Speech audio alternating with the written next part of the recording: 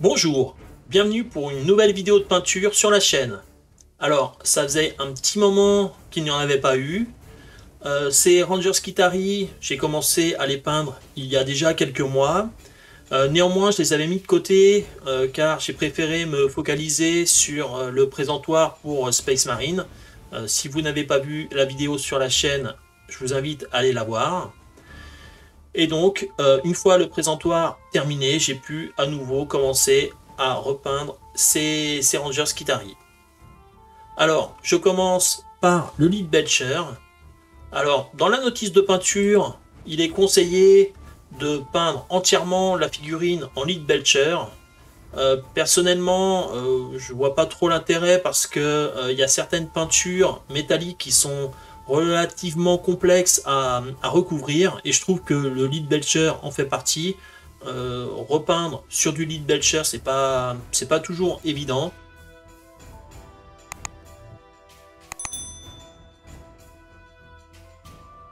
Et donc, bah voilà, je peins les parties qu'il y a à peindre. Donc là, il a un bras en fer et il a toute une partie d'armure au niveau du dos avec les tuyaux et les protections au niveau des épaules.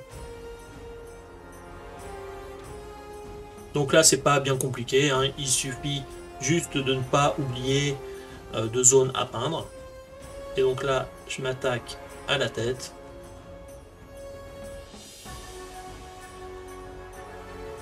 Et au tuyau.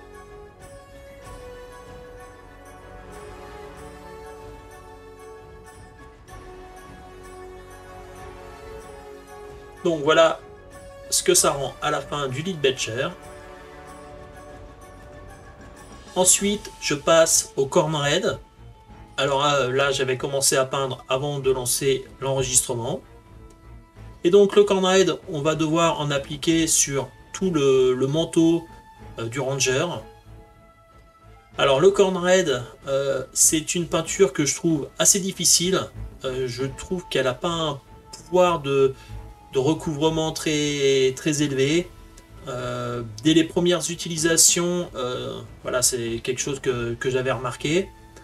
Et donc il va falloir en appliquer plusieurs couches.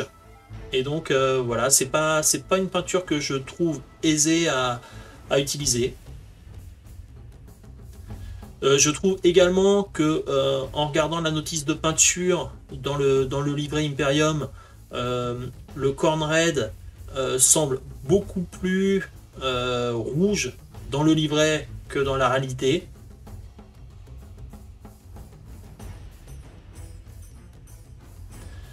Donc là, il ne faut pas oublier non plus qu'il y a les manches.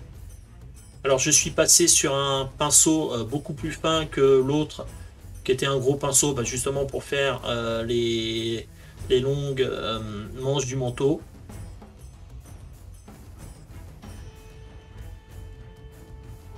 Donc là, on n'oublie pas la partie de jonction entre le torse et le bras, ainsi qu'en dessous de l'armure. Je pousse même le vis à peindre entre les tuyaux.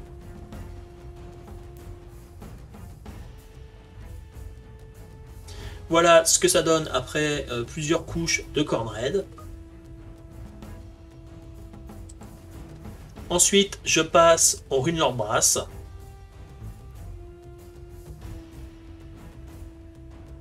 Donc là, c'est pareil, il faut regarder sur la galerie du livret pour voir les zones à peindre. Donc il y a des protections au niveau des genoux. La partie la plus compliquée, c'est les rebords au niveau de l'armure du torse. Alors c'est pas au niveau du dos, mais plutôt devant, car certaines figurines ont l'arme juste devant, donc c'est pas toujours facile d'accès. Mais après, de toute façon, si on fait des erreurs, c'est toujours possible de revenir retoucher avec du Lead Belcher. Ensuite, je passe à la Gragster Shade. Alors là, c'est vraiment pas très compliqué parce que la Gragster Shade, faut en mettre sur toute la figurine, que ce soit les parties métalliques ou le manteau. Donc là, le plus important, c'est de faire attention de ne pas laisser d'endroits avec un cumul d'Agrax Surshade. Il faut vraiment qu'il n'y ait pas de gouttes qui restent. Et donc des gouttes, il y en a souvent qui peuvent rester au niveau du bas du manteau. Donc là on peut voir que je viens en enlever pour pas qu'il y ait de grosses marques. Et voilà ce que ça donne une fois séché. Ensuite, pour faire revenir un petit peu le corn red, on va venir passer plusieurs couches relativement diluées de corn red. Et donc ça, c'est une partie que j'appréhendais pas mal. Et c'est pour ça aussi que j'avais mis quelque part la peinture de ces figurines de côté.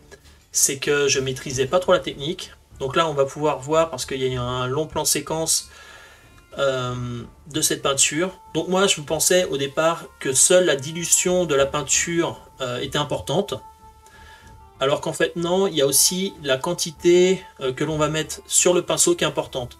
Donc là, on peut voir que je viens de peindre. Et en quelques secondes, c'est déjà sec. Je peux revenir en repasser une deuxième couche et ainsi les cumuler et améliorer l'effet. Donc là on peut voir que je vais remonter un petit peu moins haut au niveau du manteau dans le dos.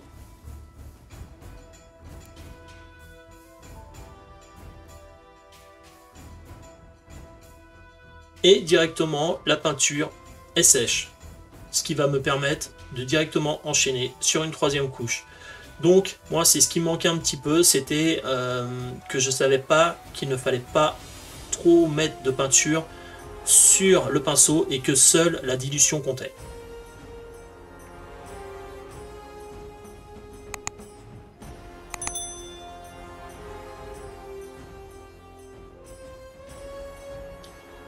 Alors bien évidemment, la théorie c'est une chose, après il y a également la partie pratique, parce que faut apprendre à peindre les plis dans les vêtements, dans les manteaux, dans les capes. Donc là j'ai encore du travail à faire. Donc après le résultat est ce qu'il est, mais néanmoins je pense que maîtriser c'est peut-être un grand mot, mais comprendre la technique à utiliser, c'est déjà un grand pas en avant. Et donc voilà le résultat que ça donne. Donc c'est pas la meilleure peinture de manteau, mais néanmoins voilà, c'est une technique de plus que je commence à connaître. Ensuite je passe à la Baden Black. Donc là c'est principalement pour faire des retouches au niveau du pantalon, car il peut y avoir des petites erreurs de peinture, comme là par exemple avec le Rune Lord Brass. Donc voilà, je viens faire des petites retouches.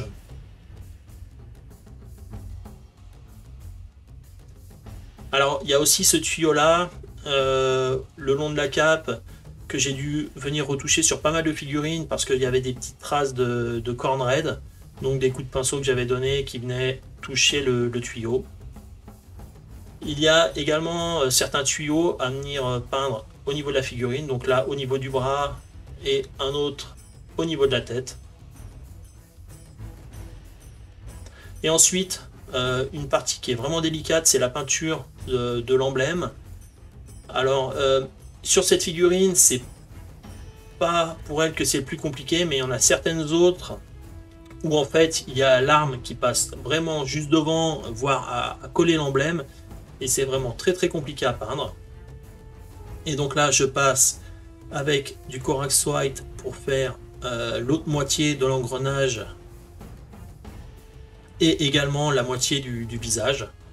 Donc là j'ai fait l'engrenage et là je suis en train de peindre la moitié blanche du visage. Donc c'est relativement compliqué, c'est tout petit, on peut voir par rapport aux empreintes de mes doigts que c'est vraiment pas des parties vraiment très grosses à peindre. Donc voilà ce que ça donne au final.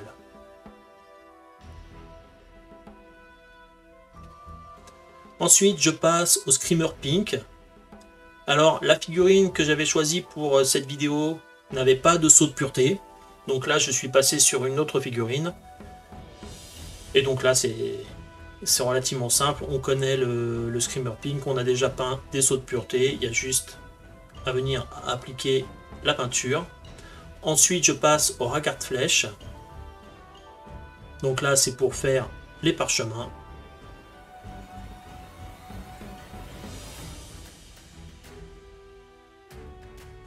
Pas bien compliqué non plus.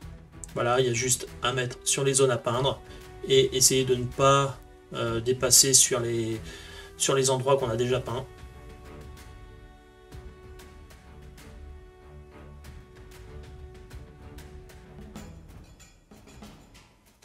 Ensuite, je reviens à la Graxer Shade pour donner cette apparence de parchemin. Donc là, il faut faire attention au niveau des parchemins. Faut pas en mettre trop, mais faut pas en mettre pas assez non plus. Donc là, c'est avec l'expérience pour avoir un bel aspect de parchemin. Et enfin, je reviens avec du ras carte flèche, passer sur les arêtes, histoire de bien délimiter les rebords pour les parchemins. Alors là, je vais passer à la peinture de la partie du canon plasma. Donc, comme j'ai pas d'autre peinture bleue, j'ai fait un mélange entre du Macrack Blue et du Corax White. Et donc là, je viens en appliquer sur toute la partie qui va briller quelque part au niveau de l'arme. Je vais en appliquer également sur ces parties-là. Alors je ne sais pas exactement leur fonction ou comment elles s'appellent. Néanmoins, elles doivent être peintes également. Ensuite, je viens avec du Macrack Blue passer sur les hauteurs au niveau de l'arme. Donc là, je fais relativement attention.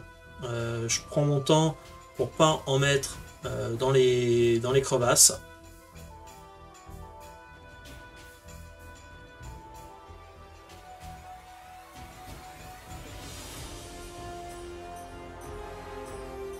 Ensuite, avec du Macrack Blue dilué, je viens un peu faire le contour de la partie qui sera lumineuse. Et donc là, c'est relativement dilué, donc pour pouvoir en passer plusieurs couches et augmenter l'effet de plus en plus. Donc, on n'oublie pas l'autre côté de l'arme.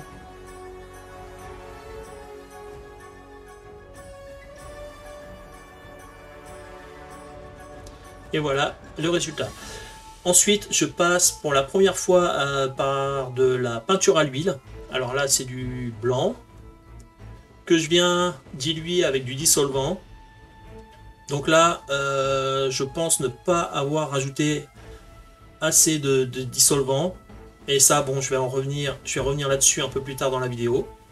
Et donc là, je prends un pinceau tout fin et je mets très peu de peinture dessus parce que la peinture à l'huile est relativement fluide et donc elle va avoir tendance à vraiment s'éparpiller dans les crevasses et les rainures. Donc là, j'en mets vraiment très peu.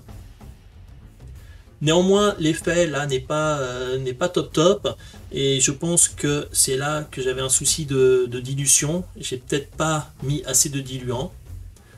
Néanmoins, d'un autre côté, ça me permet de travailler l'effet en plusieurs passes. Et donc, si ça se trouve, c'est peut-être pas un mal non plus. Et voilà, donc là, j'en rajoute, histoire d'avoir une belle zone blanche qui semble vraiment émettre de la lumière. Et donc, voilà le résultat que ça donne.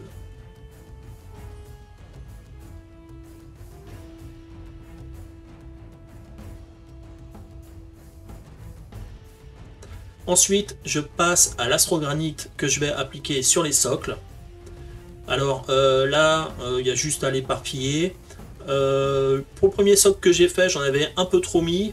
Néanmoins, il suffit de suivre les consignes pour bien se rendre compte de la quantité qu'il faut. Donc là, c'est vraiment pas très compliqué à faire. J'en avais appliqué sur une figurine qui était déjà collée à son socle, mais les Rangers Skitarii, avec leur grande cape, et ben, c'est assez difficile d'accès. Donc là, j'ai préféré mettre, pour les figurines qui n'étaient pas encore collées à leur socle, l'astrogranite sans les figurines, en espérant que par la suite, j'aurais pas de difficulté à coller les figurines. Ensuite, je viens appliquer du Corax White, car je vais utiliser de la peinture contraste, enfin plus particulièrement de la Speed Paint couleur sable, donc du Sand Golem. Et donc là, rien de compliqué, il y a juste à venir appliquer la peinture contraste. Alors, il n'y a pas de shade à venir ajouter par la suite, donc c'est bien pratique. J'ai quand même fait un essai sur un des socles pour venir faire un brossage à sec avec du blanc. Et honnêtement, ça n'apportait absolument rien. Au contraire, ça rendait le socle beaucoup plus terne. Donc au final, j'ai décidé de les laisser comme ça. Alors, ils sont relativement simples. Et bah, s'il y a un regret que j'ai, c'est de ne pas avoir rajouté des cailloux au niveau du socle. Après la végétation, j'avais pas trop envie, c'est pas le style que je voulais. Mais par contre, pour casser un petit peu le type de sol, j'aurais dû rajouter des cailloux. Je le ferai sur les prochaines figurines. Il y a aussi des endroits où je vais venir rajouter un petit peu de peinture pour varier les tonalités, pour pas que ça soit trop uniforme. Voilà, nous arrivons à la fin de cette vidéo. Avant de vous laisser avec le rendu final, je tiens à vous remercier d'avoir regardé la vidéo jusqu'au bout. A bientôt pour la suite.